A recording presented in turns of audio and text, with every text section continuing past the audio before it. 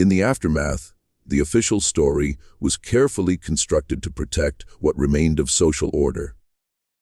The magistrate's report, written 3 weeks after the events, claimed that Samuel had attempted to assault Catherine Yancey, that Virgil Henley had righteously intervened, that the enslaved workers had revolted in support of Samuel, and that the Yancey twins had died as innocent victims of slave rebellion.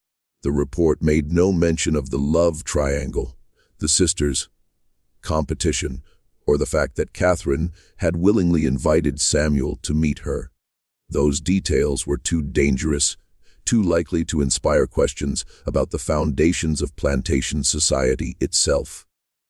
The surviving enslaved workers from the Yancey plantation, more than 100 people, were sold at auction to settle the estate's debts. Families were separated, children torn from parents, the entire community scattered across the Deep South. The Yancey land was purchased by a cotton factor from Montgomery, who built a new house on the property and worked the fields with newly purchased enslaved workers who knew nothing of what had happened there. But the truth couldn't be completely suppressed. The testimonies given to the magistrate, sealed for 73 years, contained details from Rose and Isaac, who had survived, and others who had witnessed the various confrontations. When those documents were finally opened in 1925, they revealed the full disturbing story of 2 sisters who had allowed jealousy and possessiveness to destroy not just themselves, but everyone around them. The story of the Yancey plantation became a cautionary tale whispered in Dallas County for generations. Not a cautionary tale about the evils of slavery. That conversation would take another century to truly begin, but rather about the dangers of women running plantations, about the importance of maintaining racial hierarchies, about what happened when, unnatural, relationships were allowed to develop. Only much later would historians begin to understand the real lessons of that May night, about the inherent violence of a system built on human ownership, about the impossibility of love within slavery, about the ways power corrupts even those who might otherwise be capable of compassion. Caroline and Catherine Yancey weren't villains, exactly. They were products of their time and place, raised to see enslaved people as property, even as they were capable of seeing individuals like Samuel as fully human. That contradiction, being able to love someone you also believed you owned, was the fundamental sickness of the antebellum South, and it destroyed everyone it touched. Samuel's grave, if he was ever properly buried, was never marked. Neither were the graves of the other enslaved workers who died that night. The Yancey twins were interred in the Cahaba Cemetery with a shared headstone that reads simply, Caroline and Catherine Yancey, beloved daughters, taken too soon, 1852. The inscription mentioned nothing about how they died, nothing about what they had done, nothing about the 17 lives that ended because 2 women had competed for ownership of a man's affection. The oak tree near the Cotton Gin House survived the fire. It stood for another 60 years, bearing silent witness to what had happened beneath its branches, until a storm finally brought it down in 1912. By then, most people had forgotten the details of the catastrophe, remembered only that something terrible had happened at the old Yancey place, something people didn't talk about. But the descendants of those who were there, both white and black, though their memories were told in very different ways, kept the story alive in fragments and whispers. And every May 23rd, some of those descendants still remember the night when jealousy, love, and the cruelty of slavery combined into Alabama's bloodiest tragedy. A night when 17 people died because 2 sisters couldn't accept that you cannot own another person's heart, no matter how completely you own their body. This mystery shows us that the darkest chapters of American history aren't always the ones in textbooks. Sometimes they're the stories communities agreed to bury, the nights too horrifying to acknowledge, the truths too uncomfortable to face. What do you think of this story? Do you believe jealousy and love could really lead to such tragedy? Leave your comment below. If you enjoyed this tale and want more forgotten history like this, subscribe, hit the notification bell, and share with someone who appreciates the dark truths hidden in America's past. Until the next story, remember, the most terrifying history is the history we chose to forget. Samuel died sometime between midnight and 100 in the morning. The exact moment wasn't recorded. What was recorded was that when Catherine managed to break free from her locked room, she climbed out the second-story window and dropped to the ground, breaking her ankle in the process, and limped her way to the oak tree. She found Samuel's body hanging there, still swaying slightly in the humid night air. The sound Catherine made when she saw him wasn't quite human. It was a wail of grief and rage and horror that woke half the plantation. She pulled a knife from her pocket, the same knife she'd packed for the escape attempt, intended for cutting rope or defending them on the road, and she cut Samuel down, his body falling into her arms. She held him, covered in blood from her own hands, where she'd scraped them during the window escape, sobbing over his body. Caroline, hearing the screaming, rushed from the house. She found her sister collapsed on the ground, cradling Samuel, covered in blood and dirt, and rocking back and forth. For a moment, the twins looked at each other across Samuel's corpse. And in that look was everything they had destroyed: their relationship, their humanity, a man's life. "What have we done?" Catherine whispered. "What have we done?" Caroline had no answer. She stood frozen, unable to approach, unable to speak, as her sister's grief poured out in waves. But the violence of that night was only beginning. The screaming had woken the enslaved quarters, and people emerged from their cabins to see what had happened. They saw Samuel's body, saw Miss Catherine covered in blood, saw Miss Caroline standing in her nightgown, watching the scene. They saw Henley and his men still gathered near the tree, weapons in hand. Old Dinah, the woman who had warned Samuel about the danger he was in, walked forward slowly. She looked at Samuel's body, then at the white people who had killed him, then back at the gathered enslaved workers. When she spoke, her voice was loud enough for everyone to hear. They killed him over jealousy. Two white women fighting over a colored man, and they killed him for it. That's what this is. That's what this has always been. Henley took a step toward Dinah, raising his hand threateningly. "Get back to your quarters, all of you." Now, but something had broken in that moment. The usual fear, the usual obedience that kept the plantation system functioning, had fractured. Isaac, Samuel's friend from the house, picked up a shovel that had been leaning against the gin house wall. He didn't raise it, didn't threaten anyone, just held it in his hands, and that small act of potential resistance changed everything. "Put that down," Henley ordered, his hand moving to his pistol. Isaac didn't put it down. Another man, a field worker named Silas, picked up a piece of firewood. Then another person armed themselves, and another, until perhaps 20 enslaved workers stood facing Henley and his men, holding improvised weapons, their faces showing a mixture of fear and fury and desperation. Caroline, seeing the situation spiraling, tried to intervene. "Everyone, calm down. Put down your weapons. This can still be resolved peacefully." "Peacefully," Isaac said, and his voice was deadly quiet. "Like how you peacefully killed Samuel. Like how you peacefully destroy all of us every day." What happened next would be disputed in later testimonies. Some said Isaac threw the first blow, striking Henley with the shovel. Others claimed one of Henley's men fired first, trying to shoot Isaac and hitting another enslaved worker instead. A few witnesses insisted Caroline stepped between the groups and was struck accidentally in the chaos. But everyone agreed on the result. Violence exploded across the plantation grounds. The fight was brief and brutal. Henley's men had guns but were outnumbered. The enslaved workers had rage and desperation but were untrained in combat. People died on both sides, shot, beaten, stabbed with makeshift weapons.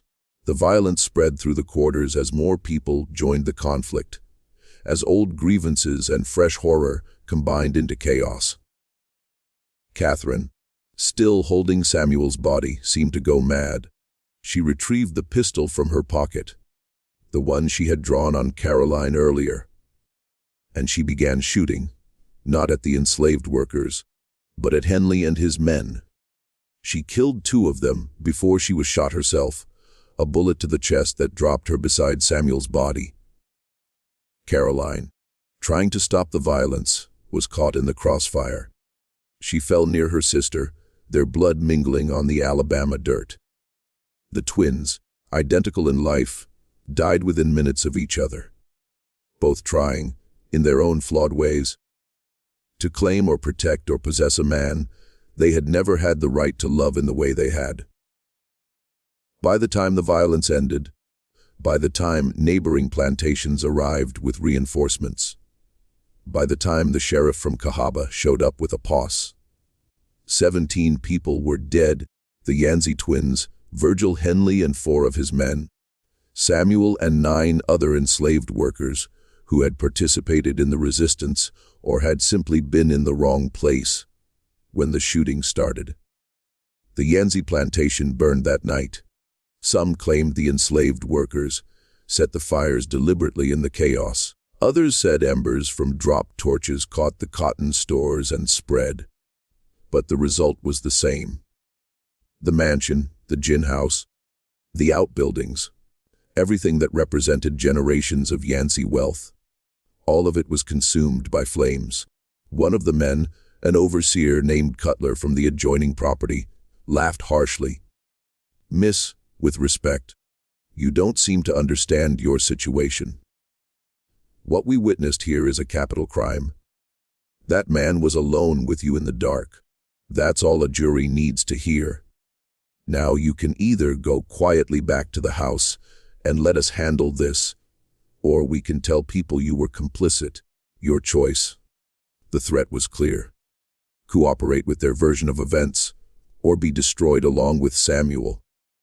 Catherine looked at Samuel, saw his resigned expression, saw that he understood this moment had been inevitable from the beginning.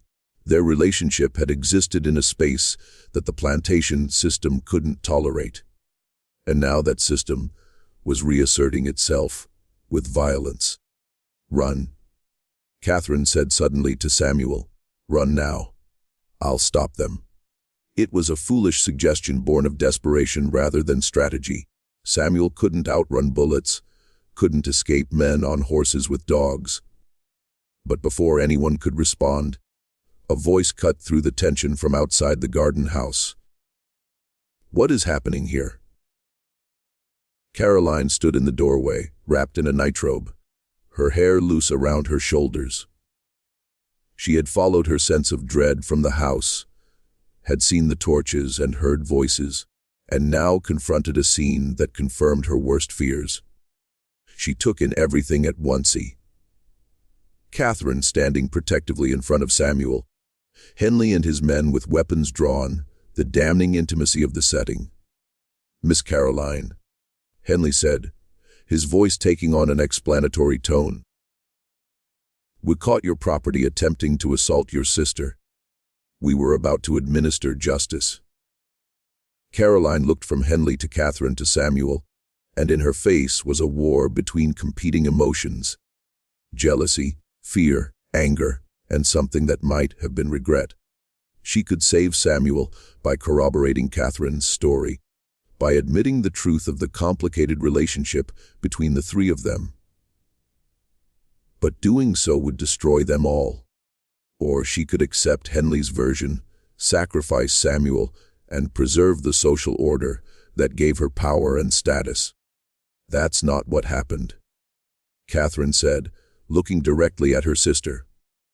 You know that's not what happened. Tell them, please. The moment stretched. Years later, in the testimony Caroline would give to the magistrate, she would claim she'd been trying to find words that would save everyone. But in that moment of decision, with armed men watching, and her sister pleading and Samuel standing with the dignity of someone who'd already accepted his fate, Caroline made a choice. Mr. Henley is correct, Caroline said quietly. Samuel has become violent and unstable. He needs to be removed from the property immediately. I'll sign whatever papers are necessary to authorize his sale to the territories. Catherine's face went white with shock and betrayal. No, you can't. You're overwrought, Caroline said, not meeting her sister's eyes. Go back to the house. This is a business matter now. What happened next would be debated in hushed conversations for decades. Some would later claim Catherine drew the pistol from her pocket and pointed it at her sister. Others would swear Catherine lunged at Caroline physically. A few would insist Catherine simply screamed at Caroline, calling her a traitor and a coward. But everyone agreed on what Samuel did.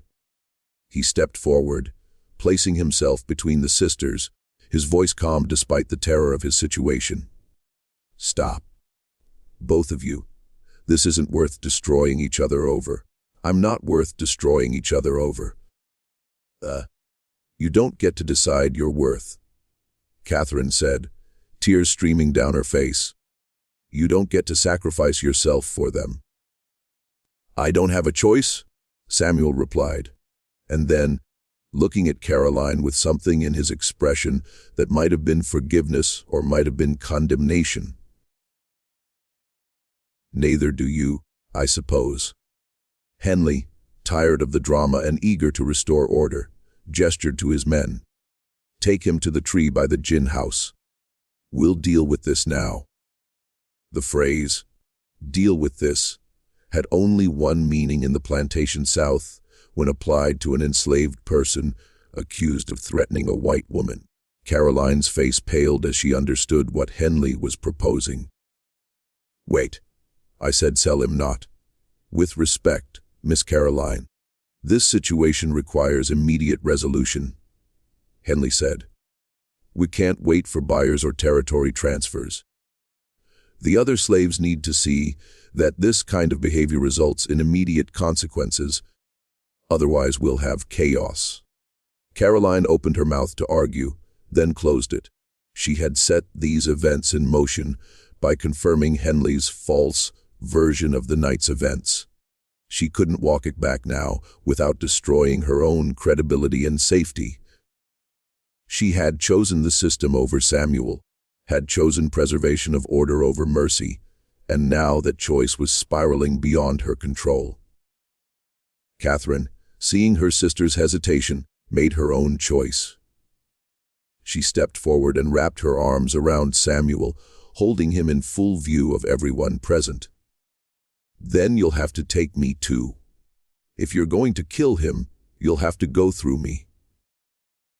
It was a gesture of defiance, of desperation, of love.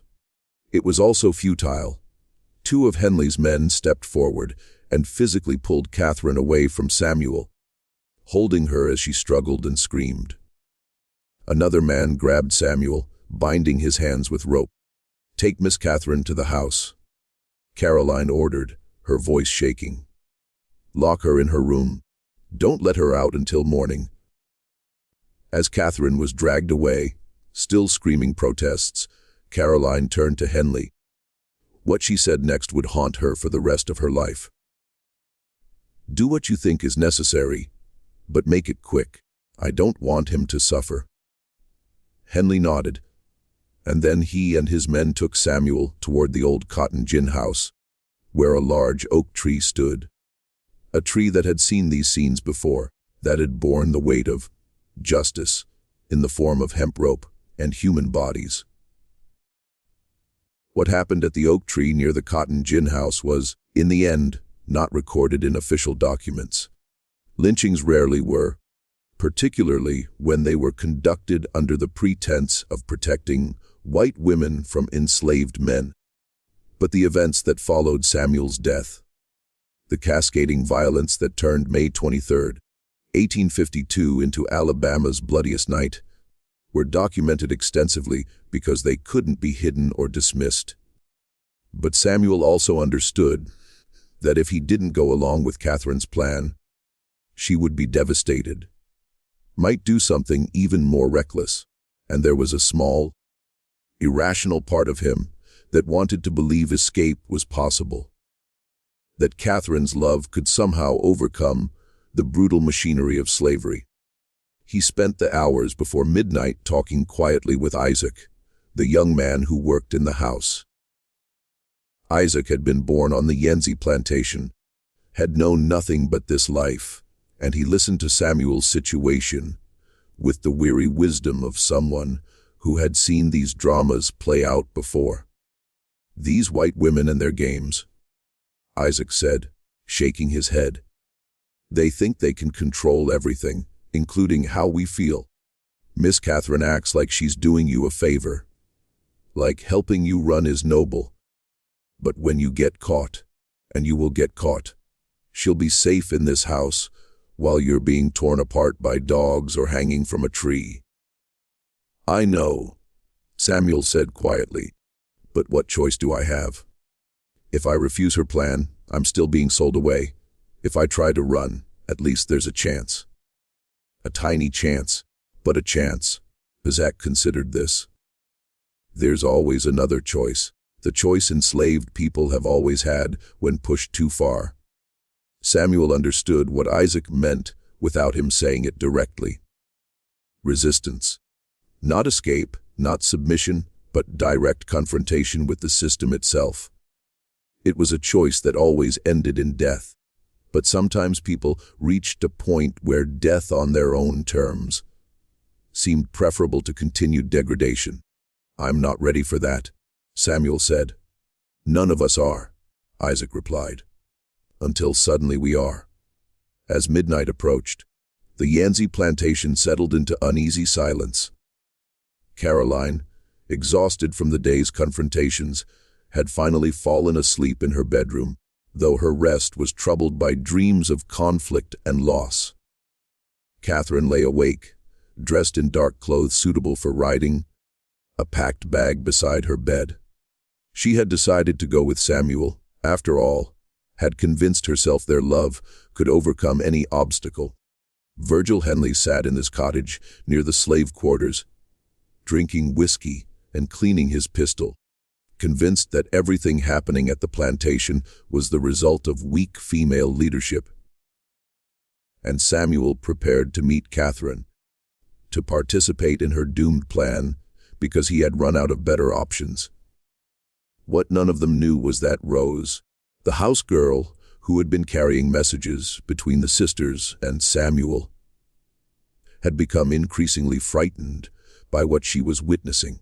Rose had a husband in the quarters, had children she was terrified of losing if the plantation fell apart or was sold. She had seen what happened when white people's conflict spilled over onto enslaved workers. Everyone suffered, the guilty and innocent alike. So Rose made a decision that would determine the fate of everyone at the Yenzi plantation. She told Virgil Henley everything. About the affair, about both sisters competing for Samuel, about the escape plan Catherine had arranged for that very night. Henley listened to Rose's whispered account in his cottage, his expression growing darker with each detail. When she finished, he stood abruptly. "Go back to your quarters. Say nothing to anyone about this conversation. If anyone asks, you've been asleep all evening."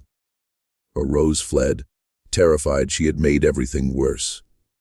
Henley, meanwhile, began to make his own plans. He understood that what was happening at the Yanzi plantation was beyond his ability to control through normal disciplinary measures. The situation required more drastic intervention. He would gather a group of trusted men, overseers from neighboring plantations, men he'd worked with before, men who understood how to handle situations when enslaved people got uppity, or when white women needed to be protected from their own foolishness. They would catch Samuel in the act of running, would deal with him in the permanent way that served as a message to every other enslaved person in Dallas County, and they would quietly ensure the Yanzi sisters understood the consequences of losing control. At 11:45 p.m. on May 22, 1852, Samuel left his quarters and began walking toward the garden house. The night was humid, moonless, the air thick with the scent of magnolia and the distant promise of rain. He moved quietly past the main house, past the dark windows where Caroline slept, toward the small building where Catherine waited. He didn't know that Henley and 6 other men were already positioned in the shadows, watching his approach. He didn't know that Caroline had woken from a nightmare and was even now standing at her bedroom window, watching the grounds with a feeling of dread she couldn't explain. He didn't know that what he thought was a private escape attempt was actually walking directly into an ambush that would end in catastrophe. Samuel reached the garden house and pushed open the door. Catherine stood inside, a lantern in her hand casting golden light across her face. She smiled when she saw him, a smile of hope and determination and desperation. "You came," she whispered. "I was afraid you wouldn't come. I came," Samuel replied. And then, because some part of him needed her to understand the reality of what they were attempting. "But Miss Catherine, you need to know this won't work. We won't make it. This ends badly no matter what happens next." Catherine stepped closer to him, close enough that the lantern light caught the tears in her eyes. "Then, let it end badly together. Let us at least try." Before Samuel could respond, before Catherine could say anything more, the garden house door crashed open. Virgil Henley stood in the entrance, pistol in hand, 6 other men behind him carrying rifles and torches. The sudden light was blinding after the darkness, and, for a moment, everyone froze in a tableau that captured the essential cruelty of the moment. An enslaved man and a white woman caught in an embrace, surrounded by armed men representing every structure of power that made their relationship both possible and forbidden. "Step away from her," Henley ordered, his voice cold and final. "Step away right now, or I'll shoot you where you stand." Just when we thought we'd seen it all, the horror in that garden house would escalate beyond anyone's imagination. If this story is giving you chills, share this video with a friend who loves dark mysteries. Hit that like button to support our content, and don't forget to subscribe to never miss stories like this. Let's discover together what happens next in Alabama's darkest night. Samuel raised his hand slowly, stepping back from Catherine. Henley gestured with his pistol for Samuel to move toward the door, toward the waiting men. Catherine, her face pale with horror, suddenly stepped between them. "No, you can't take him.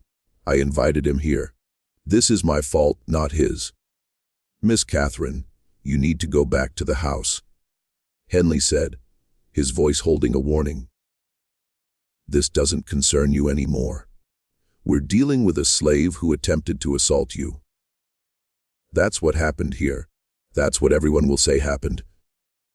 He didn't assault me. I asked him to come here." You're confused?" Henley interrupted, and now there was menace in his tone. "Traumatized by his attack. Now go to the house before you say something you'll regret."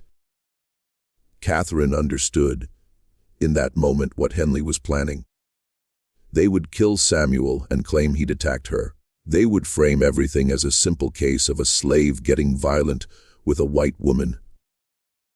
A story that required no investigation, no questions, just swift and brutal justice. She turned to the other men, recognizing several of them from neighboring plantations. Listen to me, all of you. I invited him here. I care about him. If you hurt him, you'll answer to me. Catherine had no answer to this.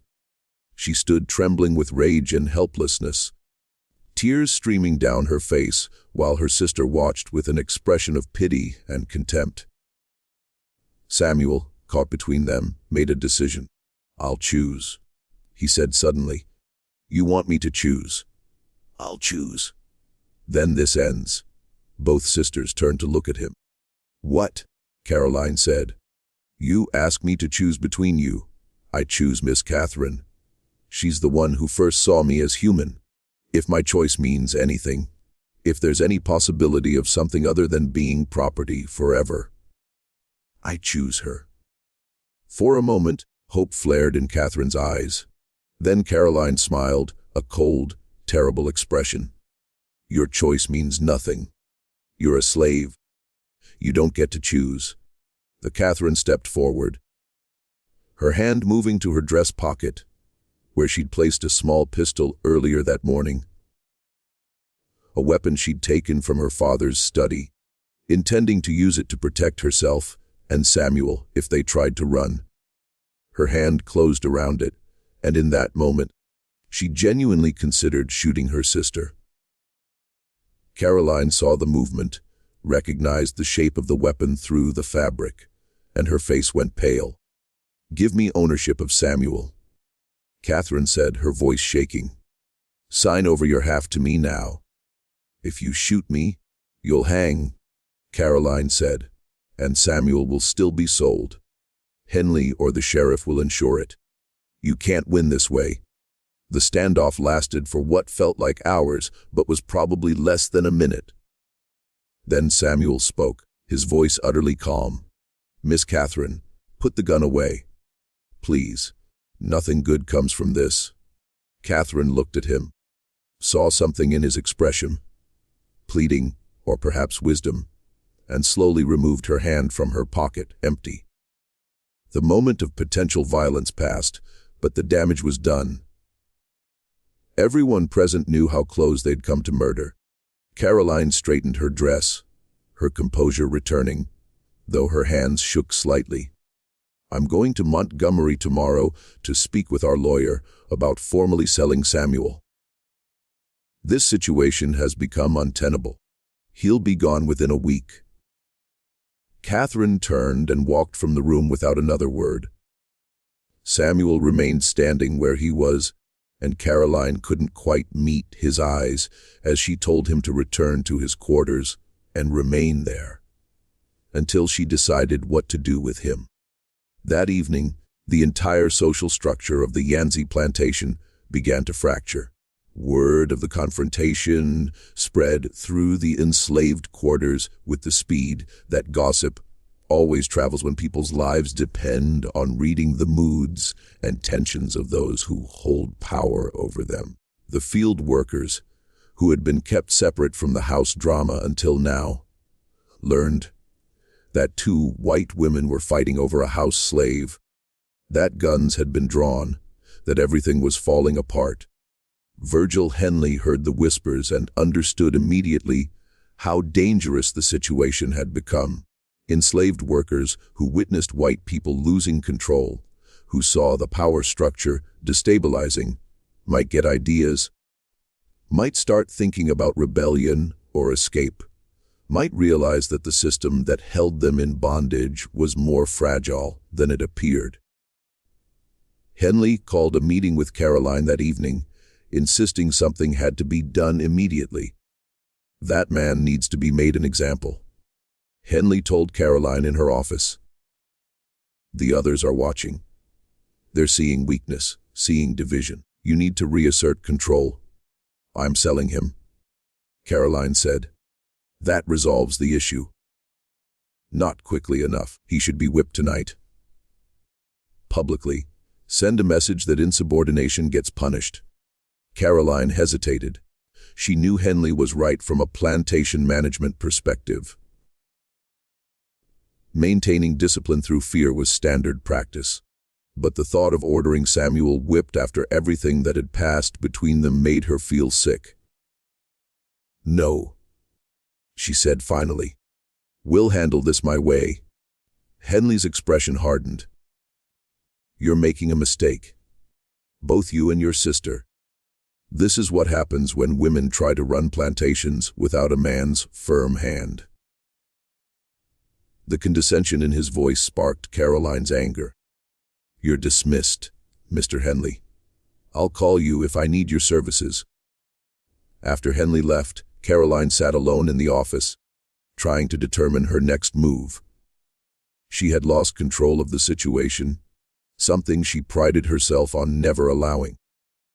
Her carefully ordered world was crumbling because she had let emotion override reason, because she had competed with her sister over a man who wasn't even free, because she had violated every principle she claimed to hold about property and propriety and the proper social order. While Caroline wrestled with her choices, Catherine was in her bedroom writing a letter. She had decided, in the wake of the confrontation, that if she couldn't free Samuel through legal channels, she would help him escape. She would provide money, supplies, information about the Underground Railroad contacts she'd heard whispered about in Montgomery's more radical circles. She would sacrifice everything, her inheritance, her position, her family, to give him a chance at freedom. In her letter, she detailed her plan. Samuel would leave that very night, heading north through the woods toward Selma, where a Quaker family was rumored to shelter runaways. Catherine would create a distraction, claim Samuel had attacked her, give him enough of a head start that the pursuing party might lose the trail. It was a desperate, poorly conceived plan with almost no chance of success. But Catherine had moved beyond rational thought into the realm of romantic martyrdom. She saw herself as the heroine of one of her French novels, sacrificing everything for love, defying society's cruel laws. She didn't fully grasp, or chose to ignore, that her sacrifice wouldn't save Samuel, would likely only ensure his death was more drawn out and painful when he was inevitably recaptured. Catherine sent word to Samuel through Rose, asking him to meet her in the garden house at midnight. The message included instructions to bring nothing, to tell no one, to be ready to leave forever. Samuel received this message in his quarters, a small room he shared with 2 other houseworkers. He read Catherine's note, written in her elaborate script on expensive paper, and felt despair settle over him like a weight. He understood what Catherine could not, or would not, accept. Escape was impossible. The plantation dogs would track him within hours. Every white person in the county would be watching for a runaway slave, authorized to shoot on sight. Even if, by some miracle, he made it to Selma, the Quaker family might not exist, or might not risk their lives for a stranger, or might have already been discovered and arrested for aiding runaways. "Then let's leave," Catherine said suddenly, desperately. "We'll go north. I have jewelry I can sell. We'll get to Pennsylvania or Ohio. You'll be free there. We can. They'll chase us." Samuel interrupted quietly. "Your sister won't let her property disappear. The sheriff will form a posse. They'll bring dogs, and when they catch us, not if, I'll hang, and you'll be brought back in disgrace. Is that what you want?" Catherine had no answer. Her romantic vision of escape crumbled against the reality Samuel understood all too well. But instead of accepting defeat, her desperation deepened. If they couldn't leave, then she would find another way to claim what she saw as hers. That night, Catherine did something that would set the final tragedy in motion. She went to Caroline's bedroom and confronted her sister directly. The argument that followed was later recounted by Rose, a house girl who overheard it from the hallway while bringing up evening tea. The twins' voices rose steadily, though the words were initially muffled. Then suddenly, Catherine's voice became clear and carrying. "You don't care about him. You just can't stand that I have something you don't." Caroline's response was colder, sharper. "I'm protecting you from your own stupidity. If I don't control this situation, people will find out. Do you want to see him lynched? Because that's what will happen when one of the field hands talks. When Henley notices. When any of our neighbors get suspicious. You're not protecting anyone but yourself. You want him because I want him. That's all this has ever been. Competing with me. Don't be ridiculous. He's property. Don't you dare." Catherine's voice dropped to something dangerous. "Don't you dare pretend this is about property management. I see how you look at him. I know what you're doing in that office late at night." There was a long silence. Then Caroline spoke, and Rose would later swear that she had never heard such coldness in a human voice. "Fine. You want to know the truth?" "Yes, I want him." "Yes, I've taken him. And unlike you, with your childish romantic fantasies, I understand what he actually is. Mine. My property, purchased with my money, to use as I see fit. You can play at being in love if it makes you feel better, but at the end of the day I own him. You own him. He doesn't get a choice in this. That's the reality you're too foolish to accept. Then we'll see who he chooses when given the chance," Catherine said. "We'll ask him directly, and we'll both honor his decision." Caroline laughed, a bitter sound. "You can't free a slave by asking his preference. The world doesn't work that way. Then I'll free him legally. I'll draw up manumission papers tomorrow. You'll do no such thing," Caroline said flatly. "You own half this plantation. I own half. That means you own half of Samuel. You can't free him without my consent, and I don't give it. He stays enslaved. He stays here. And if you try to change that, I'll have him sold so far south, you'll never see him again." The argument deteriorated from there, devolving into accusations and old grievances. Years of sibling rivalry suddenly focused on one man who had no power in the situation at all. Finally, Catherine stormed from the room, slamming the door hard enough to shake the house. The following morning, May 16th, Samuel was conspicuously absent from his usual duties. Caroline sent 3 different houseworkers to find him, each returning with the same message. He wasn't in his quarters, wasn't in the stable, wasn't anywhere on the property they could see. Virgil Henley was summoned, and a search was organized. Plantation workers combing through the fields, the woods along the river, the outbuildings. They found Samuel in the old cotton gin house, a building that hadn't been used since a newer gin was constructed the previous year. He was sitting on the floor, back against the wall, staring at nothing. When Henley grabbed him roughly and demanded to know why he'd abandoned his duties, Samuel didn't respond.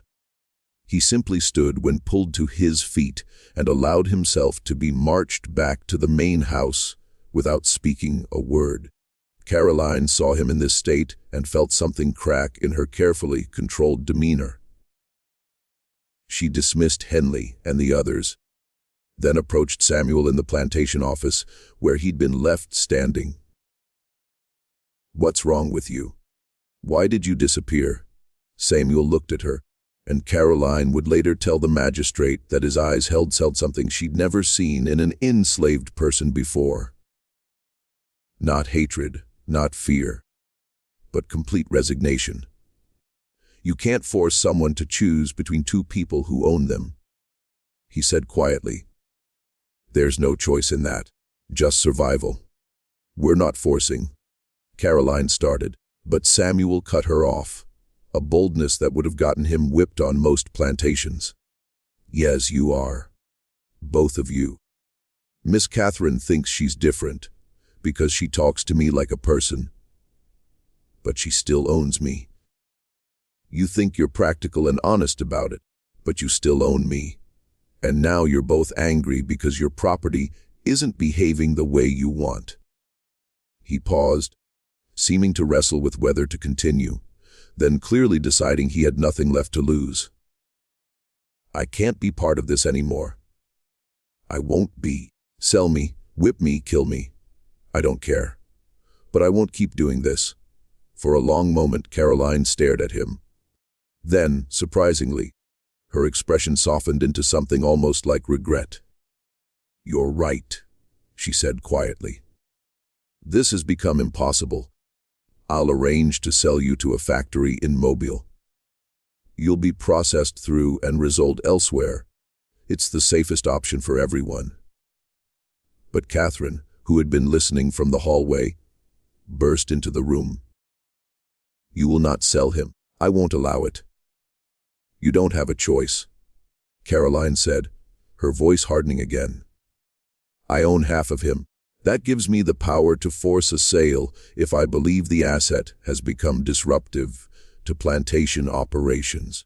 Any magistrate would agree with me. What happened next was documented by multiple witnesses. Catherine, in her desperation, made an offer that was both legally dubious and socially catastrophic. She proposed that she and Caroline divide all plantation assets, each taking complete ownership of their portion. Catherine would take Samuel as part of her share, free him immediately through manumission papers, and then marry him. They would leave Alabama, go north, where such marriages were recognized in some states, and never return. The silence that followed this announcement was absolute. The two house workers present, Rose and a young man named Isaac, stood frozen, understanding they were witnessing something that could get everyone in the room killed. Caroline's response was carefully controlled. You've lost your mind. That proposal is illegal, immoral, and would destroy both of us. The answer is no. Then I'll take this to court, Catherine said. I'll petition for division of property. You'll what? Caroline interrupted. Tell a judge you want to free and marry a slave. They'll commit you to an asylum for insanity. Or worse, they'll investigate why you're so attached to this particular piece of property, and then Samuel dies. Is that what you want?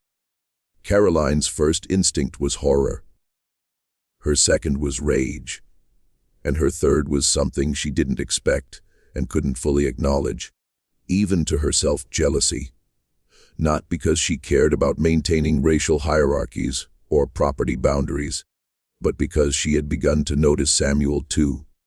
His intelligence, his dignity despite his circumstances, the way he handled the complex work she gave him with effortless competence.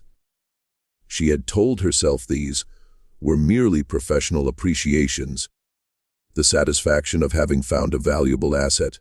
But seeing evidence of Catherine's secret life with Samuel forced Caroline to confront feelings she had been suppressing for weeks. That night, Caroline did something she would later regret for the rest of her life. Instead of confronting Catherine, instead of sending Samuel away or reporting the situation to authorities, she decided to compete. The next week transformed the Yanzi plantation into a pressure cooker of jealousy, manipulation, and barely concealed desperation. Caroline began manufacturing reasons to keep Samuel working late in the office, going over accounts that didn't need reviewing, asking him to teach her his method of organization. She started dressing more carefully when she knew she would see him, wearing her hair differently, speaking to him with a softness that was utterly unlike her usual crisp efficiency. Samuel recognized the danger immediately. Two white women, twin sisters who owned him, both showing interest that could only end in catastrophe.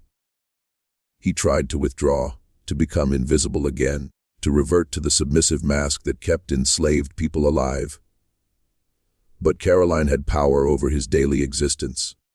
She could assign him tasks, keep him late, send him on errands that ensured they were alone together. And Catherine, increasingly aware of her sister's attention to Samuel, became more reckless in her attempts to see him, more open in her affection, more desperate to claim what she saw as hers. On May 8th, Caroline did something extraordinary. She called Samuel into the office late at night, after the house staff had retired, and she locked the door. For a long moment, she simply looked at him.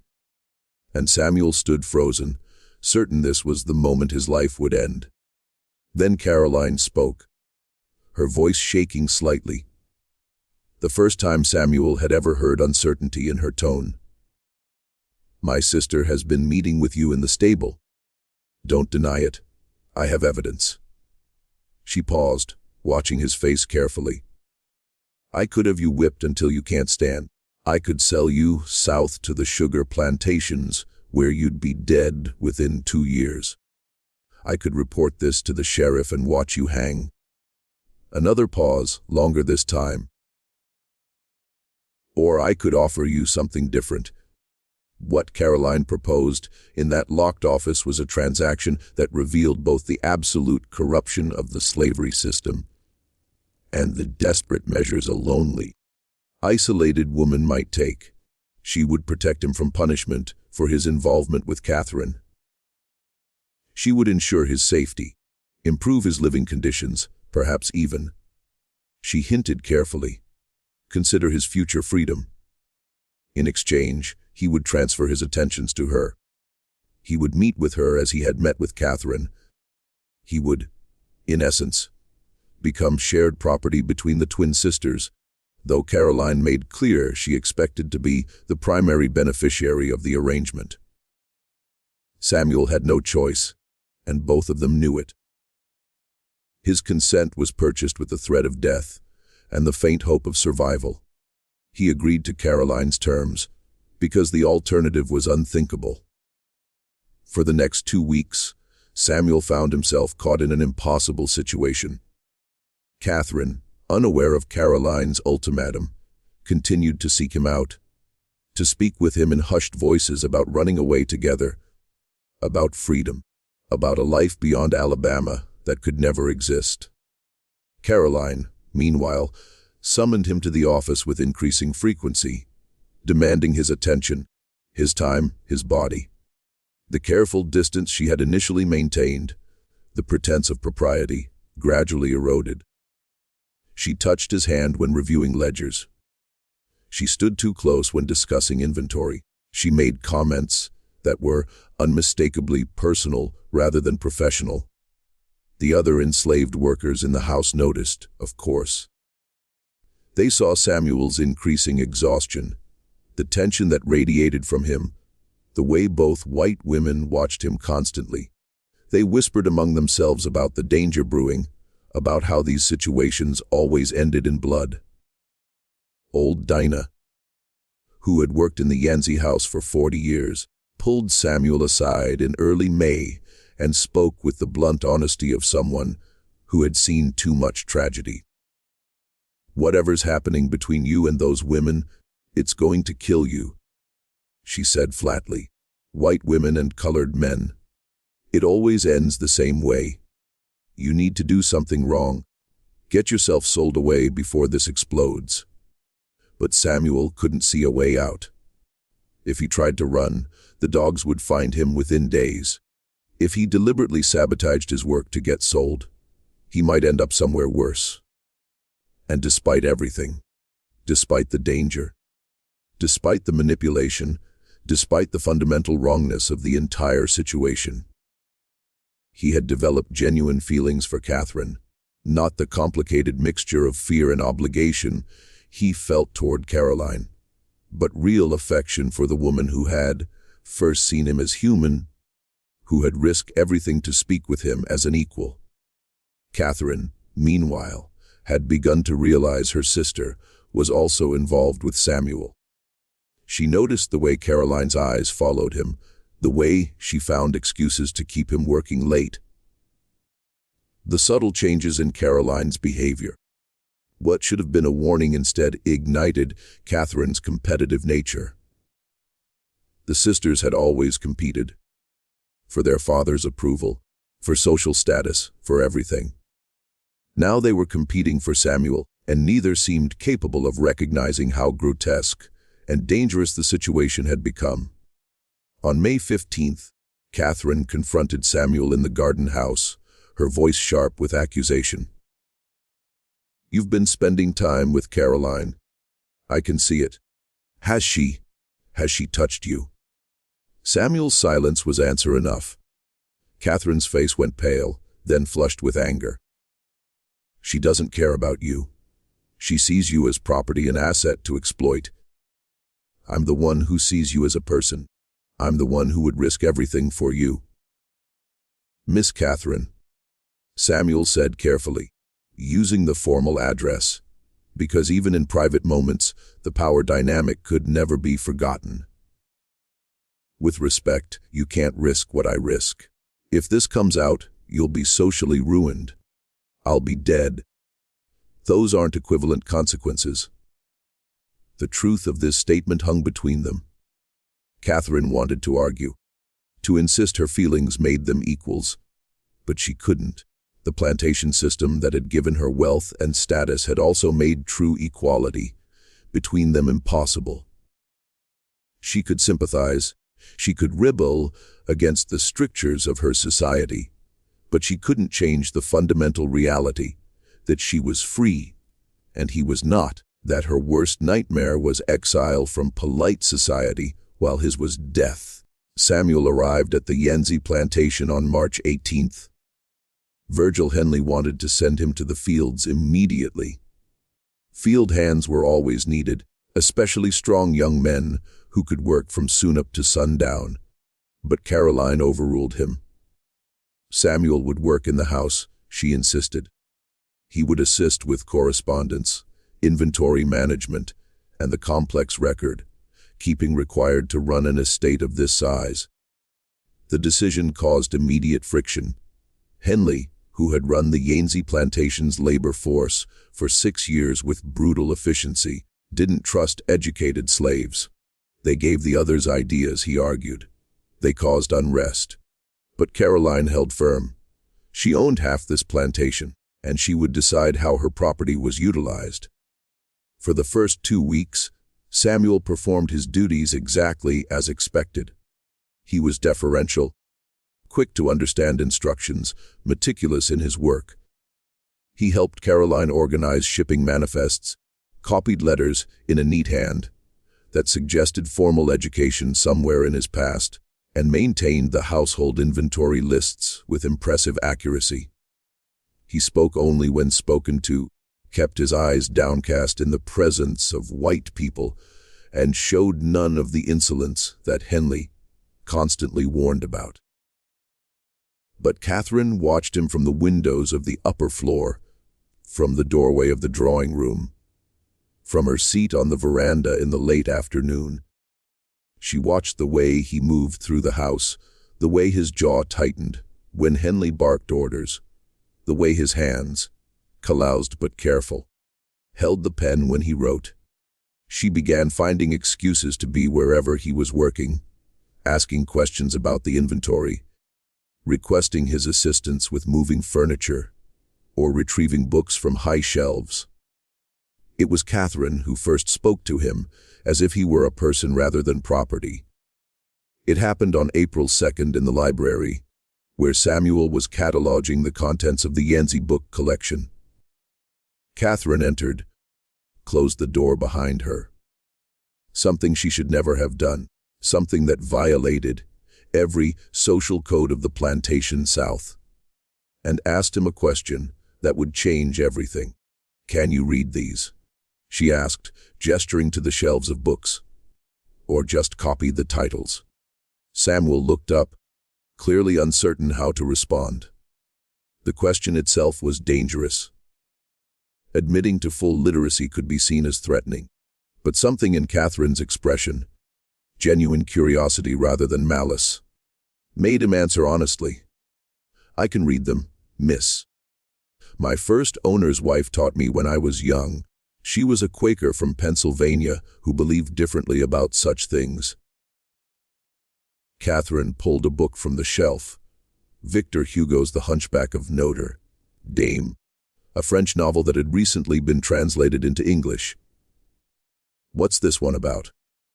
And Samuel, in direct violation of every survival instinct that had kept him alive in a world designed to destroy him, began to tell her about Quasimodo and Esmeralda, about sanctuary and persecution, about the nature of true ugliness versus true beauty.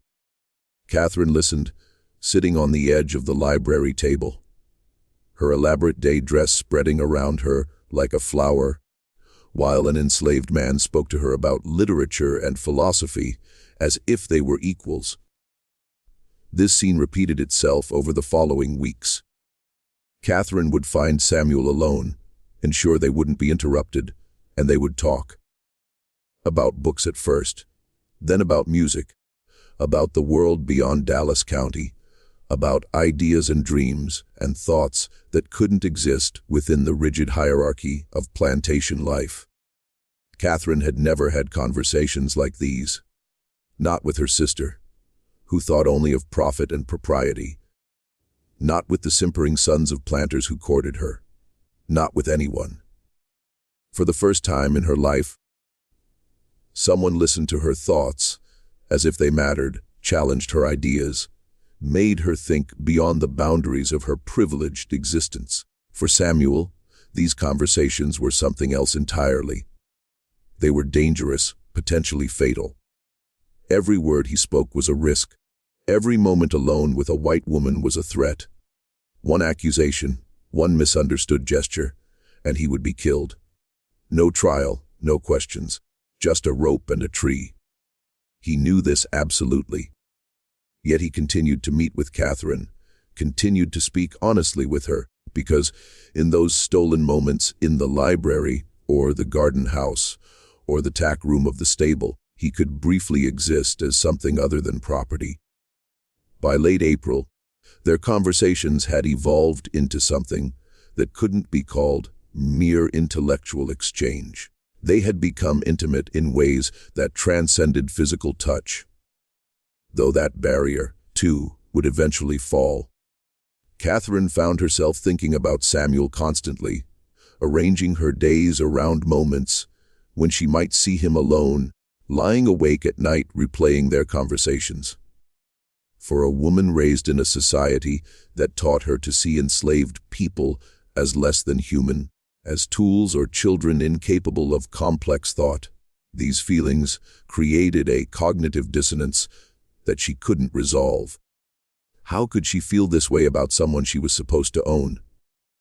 Caroline noticed the change in her sister. The distraction, the sudden interest in household management that brought Catherine into contact with Samuel more frequently, the way Catherine's mood would brighten when Samuel was present. At first, Caroline attributed it to boredom, to Catherine's restless nature finding a new curiosity.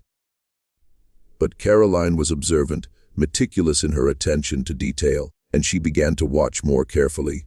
On May 1st, Caroline was working in the plantation office, reviewing shipping contracts, when she needed Samuel to verify an inventory count.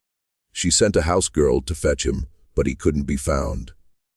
For 30 minutes, Samuel was unaccounted for. When he finally appeared, apologizing for the delay and explaining he'd been searching for a missing ledger in the attic storage, Caroline noticed something that made her blood run cold, a piece of straw in his hair, the kind that came from the stable loft, and a flush to his skin that suggested exertion or something else entirely. That evening, Caroline made an excuse to visit the stable, something about checking on her horse's feeding schedule. In the loft, She found evidence that someone had been there recently, a blanket spread over the hay, a book left behind. One of Catherine's French novels. The pieces came together with horrible clarity. Her sister, her identical twin, was conducting an affair with a slave. An affair that, if discovered, would destroy them both. Catherine would be ruined, cast out from society, the plantation would be seized, and Samuel would be killed, probably tortured first as an example to the other enslaved workers. Some nights in history are so disturbing that entire communities agree never to speak of them again. Generations later, descendants still refuse to acknowledge what happened. In the cotton parishes of central Alabama, one such night exists, May 23, 1852, when 17 bodies were discovered at the Yancey plantation before dawn. The local magistrate's report, sealed for 73 years, contained details so shocking that when it was finally opened in 1925, 3 historians immediately petitioned to have it resealed. What made this case particularly horrifying wasn't just the number of dead, but the carefully documented evidence suggesting it all began with 2 sisters, who should have been identical in every way, yet competed for the same man, a man they legally owned. Before we continue with the story of the Yancey twins, and the night that would be known only as the catastrophe. In whispered conversations for the next century, I need you to do something. If you're fascinated by the darkest corners of American history, the stories they tried to bury, subscribe to this channel and hit that notification bell. And in the comments, tell me what state or city you're listening from. I want to know how far these forgotten stories are reaching. Now, let's uncover what really happened on that blood-soaked May night in Alabama. The truth about the Yancey plantation had been carefully hidden. But the evidence, court documents, personal letters, and testimonies from neighboring plantations, tells a story far more disturbing than any legend. The Yancey plantation sat on 400 acres of prime cotton land along the banks of the Alabama River, just northwest of Montgomery. The columned mansion, with its wraparound veranda and imported French windows, represented everything the South aspired to be in those final years before the world would tear itself apart. The property had belonged to the Yancey family since 1798, passed down through 4 generations of men who built their fortune on cotton and the labor of the 143 enslaved people who worked the fields, the gin house, and the mansion itself. In 1848, when Cornelius Yancey died of cholera during an epidemic that swept through the Tennessee Valley, he left behind a peculiar inheritance situation that would become the talk of Montgomery society. His twin daughters, Caroline and Catherine, 23 years old and unmarried, inherited the entire estate in equal shares. Their mother had died giving birth to them, and Cornelius had never remarried, pouring all his ambitions into his daughters and his land. The twins were identical in appearance. Both had dark auburn hair they wore in elaborate braids, pale skin that required parasols and wide-brimmed hats, and green eyes that seemed to change shade depending on their mood. They stood 5'7", unusually tall for women of their era, and their voices held the same soft drawl that could harden into command when addressing the enslaved workers or household staff. But where they were identical in appearance, they were opposites in temperament, a fact that everyone in Dallas County would eventually come to understand with terrible clarity. Caroline, born 23 minutes before her sister, had inherited their father's business acumen and his iron will. She kept the plantation books, negotiated cotton prices with factors in Montgomery and Mobile, and ran the estate with calculated precision. She attended the Methodist Church in Cahaba every Sunday, served on the Ladies' Auxiliary, and maintained all the proper social connections that kept a plantation functioning in Alabama society. Her ledgers were immaculate, her correspondence formal and precise, her reputation unblemished. Catherine, by contrast, had inherited something else entirely. A wild streak that polite society whispered about behind fans and over tea. She read scandalous French novels that she ordered from New Orleans, rode her horse alone through the countryside without a chaperone, and showed little interest in the marriage proposals that came regularly from sons of other plantation families. She spent hours in the gardens, claimed to find organized religion stifling, and often disappeared for long walks along the river. Where Caroline controlled, Catherine questioned. Where Caroline preserved tradition, Catherine pushed against boundaries. For 4 years after their father's death, this delicate balance held. Caroline managed the business, Catherine managed the household, and the Yancey plantation continued to produce its quota of cotton bales each season. The enslaved population worked the fields under the supervision of an overseer named Virgil Henley, a hard man from Georgia who carried a whip and maintained discipline through fear and punishment, as was common on plantations throughout the Black Belt. But in the spring of 1852, something shifted in the careful equilibrium of the Yancey estate. It began, as these things often did, with something that seemed inconsequential at the time. On March 15, 1852, Caroline purchased a man at the Montgomery slave market. His name was Samuel, and he came with papers indicating he had been born in Virginia, sold south at age 19, and had spent the last 6 years working in the port of Mobile. He was 27 years old, stood 6'2", and possessed what the auctioneer's bill of sale described as an unusually refined manner of speech and exceptional literacy. The last detail was what had caught Caroline's attention. Literate slaves were rare and valuable. They could manage complex tasks, keep records, understand written instructions. Caroline had been looking for someone to help manage the household inventories and assist with correspondence, particularly during the busy harvest season when her time was consumed with cotton calculations and shipping arrangements. She paid $200 for Samuel, a significant sum that raised eyebrows among other bidders. What Caroline didn't know, what no one knew until much later, was that Catherine had accompanied her sister to Montgomery that day and had seen Samuel on the auction block before Caroline made her bid. She had noticed the way he held himself, despite the degradation of being displayed for purchase, had observed his eyes, dark and intelligent, scanning the crowd with barely concealed contempt for the proceedings, had felt something she'd never felt before, standing in that crowd of men in black coats and women with parasols, watching human beings sold like cattle.